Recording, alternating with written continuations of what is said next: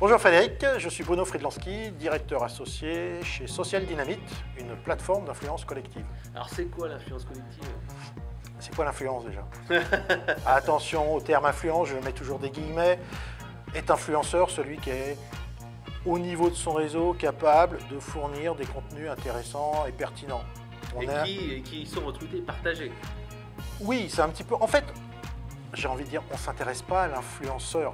Ce qui nous intéresse, c'est le réseau de l'influenceur. Donc quand on contacte un influenceur, ce qu'on voudrait, c'est effectivement qu'il crée du contenu, qu'il partage du contenu pour que son audience, qui est notre cible, puisse le voir, le lire. Maintenant, c'est complètement contextuel, l'influence. Elle est liée à son réseau, elle est liée à son domaine peut-être d'expertise, les produits dont il a l'habitude de parler. Moi, je teste plein d'outils. Si je parle d'un outil, ouais, j'ai peut-être un peu d'influence que les gens vont m'écouter, vont regarder, mais je suis toujours très humble par rapport à ça. L'influence, elle est complètement contextuelle. Demain, on va me demander de parler de big data, mais je ne suis pas du tout influent, même si je suis un acteur du digital. Donc, calmons-nous sur l'influence. Maintenant, l'influence collective, c'est quoi? Eh bien, quand on parle de l'employé advocacy, c'est-à-dire les collaborateurs sont les meilleurs ambassadeurs d'une entreprise, eh bien, ils vont pouvoir diffuser, relayer des bons contenus, c'est-à-dire pas que du corporate, sur leur profil, pour avoir une expertise avérée, digitale, qui soit cohérente avec ce dont ils se revendiquent dans la vraie vie. Ouais, pour être un expert et retrouver un expert, il faut au moins diffuser de l'information qui montre qu'on est un expert. De toute façon, aujourd'hui, quand je vais rentrer en contact avec quelqu'un, je vais me faire googliser, mon profil LinkedIn va sortir, peut-être mes autres réseaux sociaux aussi. Et est-ce que mon profil digital, mon moi digital, est cohérent par rapport à mon moi réel? Si je me revendique expert d'un domaine, est-ce que ça se revoit digitalement? Est-ce que ça se concrétise digitalement sur mon profil LinkedIn notamment?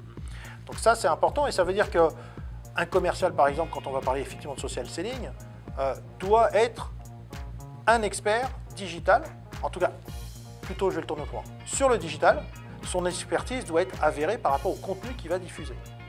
Et donc, son job n'étant pas d'être marketeur, de créer des contenus, son job n'étant pas de cliquer sur un bouton pour partager des contenus puisque la valeur intrinsèque est nulle, il faut arriver dans une planification organisée par l'entreprise des contenus qui vont être diffusés sur son profil. Ouais, je suis d'accord avec toi parce que j'ai fait des formations à des commerciaux et souvent tu leur dis voilà, il faut partager, etc.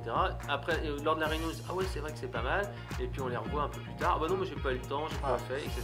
C'est pour ça qu'il faut automatiser un peu, intelligemment et mettre aussi de l'humain. En fait, à chaque formation en social selling ou en employé advocacy d'ailleurs, la réponse est toujours, enfin les deux questions, les deux freins sont toujours les mêmes. Ok, moi je ne suis pas marketeur, donc où est-ce que je trouve des contenus à partager?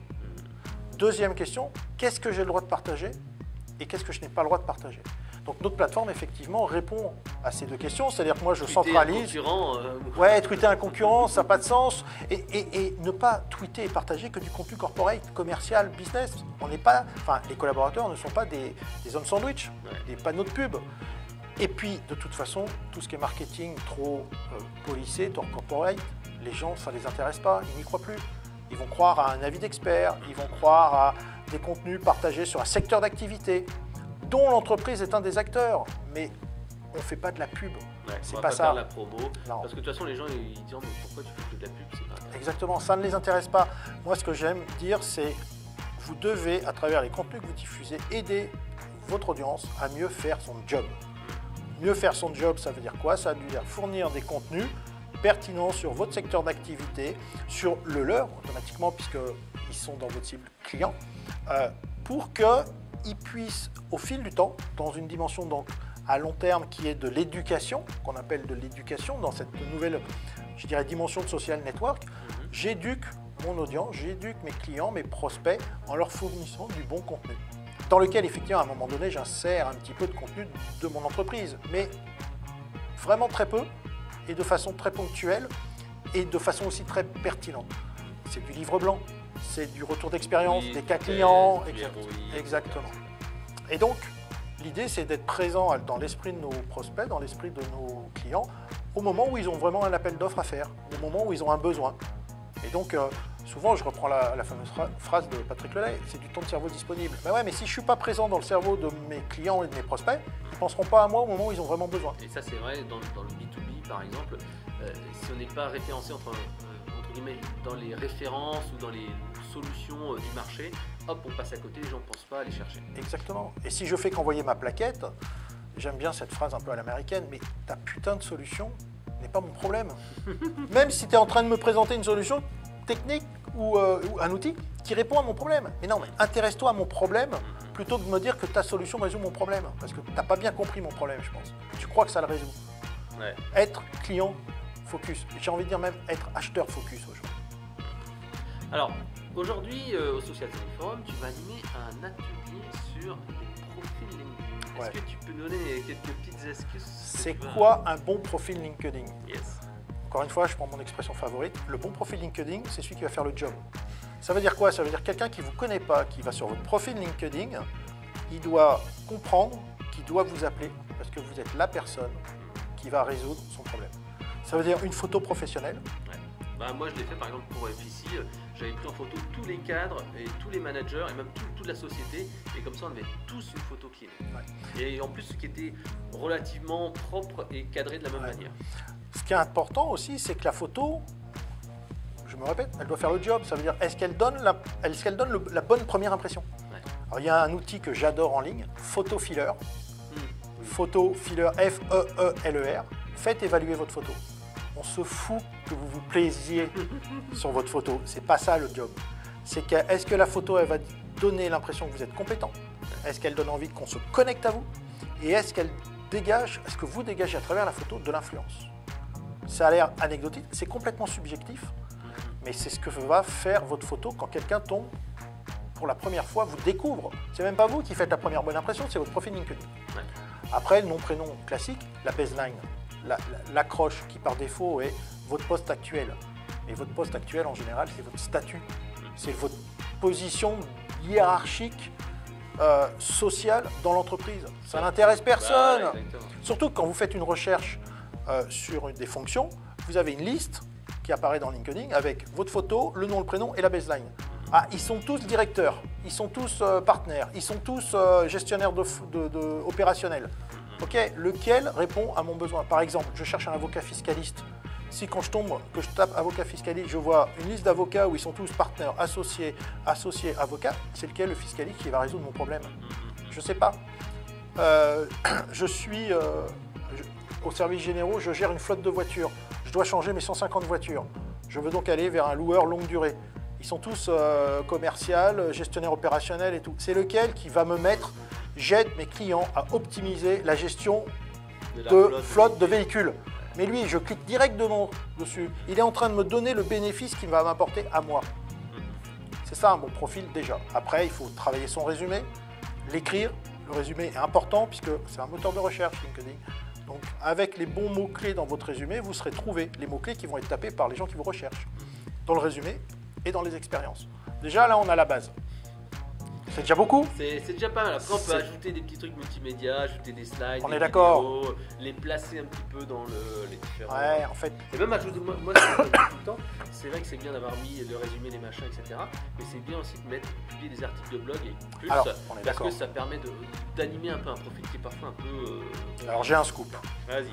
Sur le mobile, depuis 3 semaines, 1 mois, LinkedIn te donne des stats sur les contenus que tu diffuses sur ton profil. Eh bien, sur le mien, je suis en train de l'analyser, et quand j'en discute avec les autres, que du texte, 100% texte, c'est un facteur de 2 à 10 en nombre de vues. De vues, ça veut dire que l'algorithme LinkedIn te met en avant dans ton réseau ton contenu. Alors, c'est pas intuitif parce qu'on dit partager du bon contenu, les vidéos c'est ce qu'il y a de mieux et tout.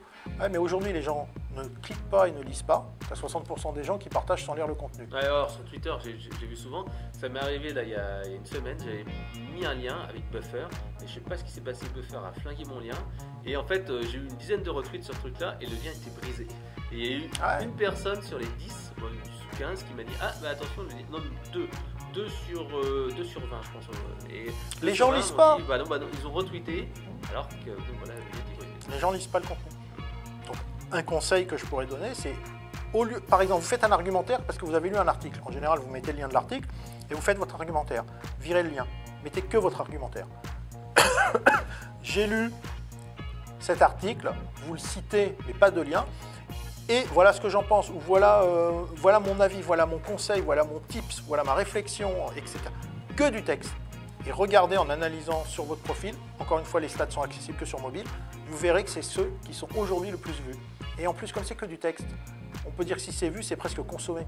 J'ai pas à cliquer, j'ai juste à lire. Ouais. Après, le seul truc, c'est que est-ce que la personne va. Il y a le call to action.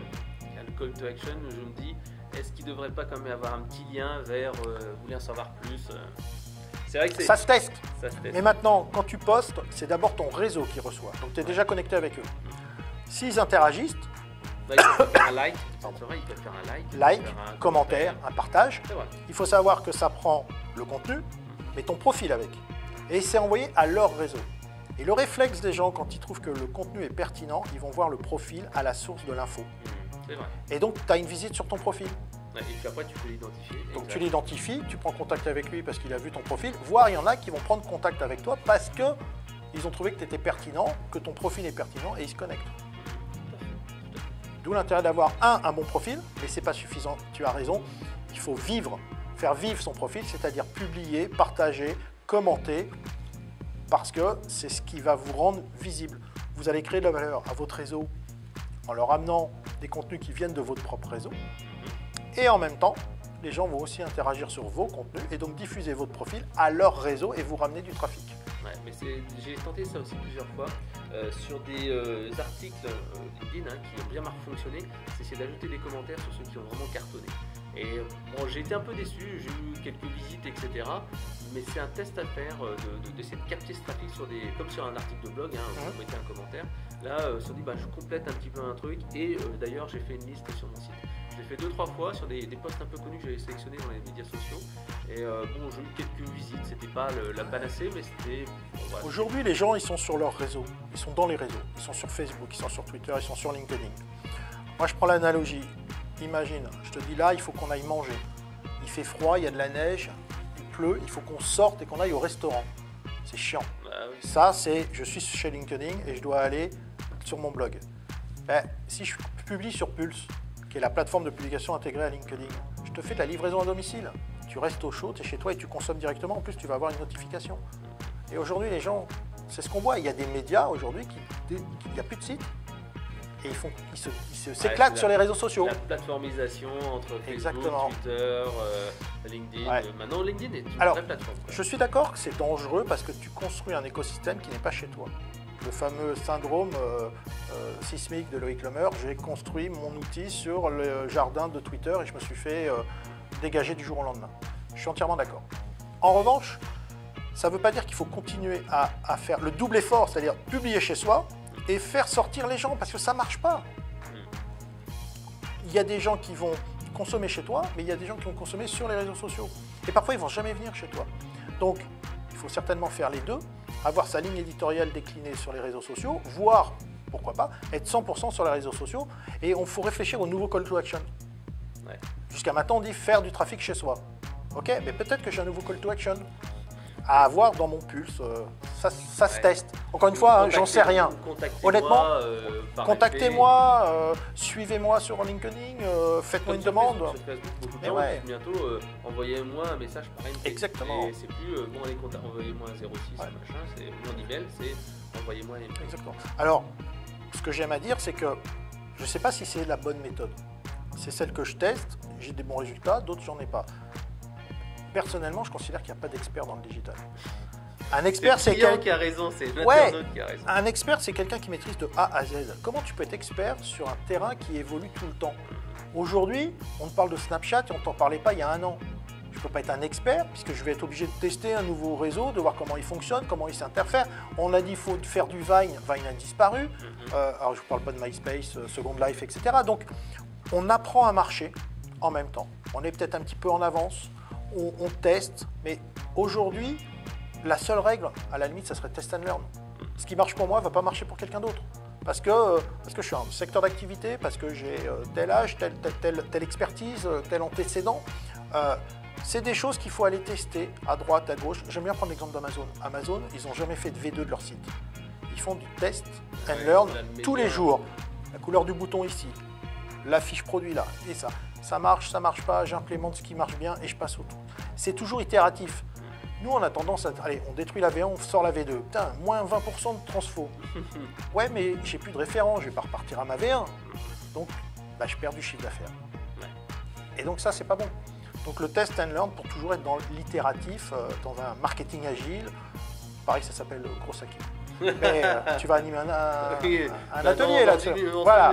Donc, ce marketing agile, en fait, c'est juste d'aller plus vite et d'aller chercher l'information là où elle est. Effectivement, le client a toujours raison. C'est lui qui dit, mon bouton rouge, j'ai tant de clics, mon bouton bleu, j'ai tant de clics, ah, je préfère le rouge. On s'en fout. Le bleu, il performe 20 fois plus et ça me fait 15% de plus de chiffre d'affaires. On prend ce que tu veux qui te plaît ou on fait du business? Eh ben, on fait du business. Bah justement, si on veut faire du business, on va sur quel site internet? Non, on tape Bruno Friedlanski et on me trouve dans Google. Just Google my name. Google my name, vous tombez sur mon profil LinkedIn, peut-être mon Twitter, mon Facebook, et vous me faites une demande de connexion personnalisée, s'il vous plaît. Ok, bah allez, à bientôt. Ciao!